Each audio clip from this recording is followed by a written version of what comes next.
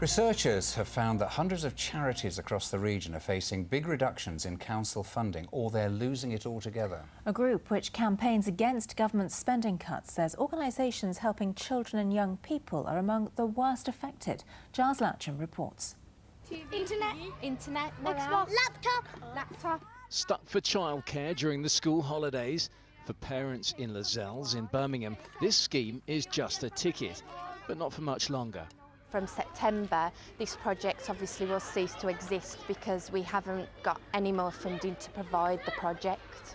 The council's cut funding by 20%, or about £50,000. It's one of nearly 200 council-funded charities or voluntary groups forced to cut back or pack up entirely. At the moment, we're in a position, as a lot of other voluntary organisations are in, where we're all going for the same pot of money, and actually we're not all going to get it. Birmingham City Council told us that charities remain crucial partners in caring for the citizens of Birmingham. And even after these cuts, they'll continue to fund 1,800 organisations to the tune of £25 million. For their part, central government said it was up to councils to resist the temptation to pass on disproportionate savings to the voluntary sector. Research from the campaign group False Economy shows big cuts ahead for Citizens Advice Bureau and arts organisations like The Drum in Birmingham, but also big differences in councils' attitudes. In Coventry, they're cutting £48,000 compared to £2.5 million in Sandwell.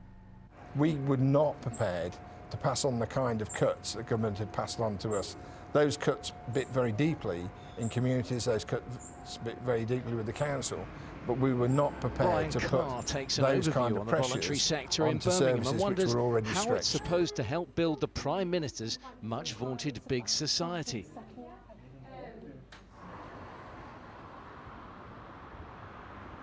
The big society is being significantly undermined at the moment, and unless we can find new ways of working, we won't see that big society thrive. I've got every confidence that the sector can contribute to that and society, many other but places volunteering doesn't that come support free, it needs will support. soon be a thing of the past. Giles Latcham, BBC Midlands Today, Birmingham. Well, apologies for some of the technical problems on that report. Let's catch up with the rest of the day's news.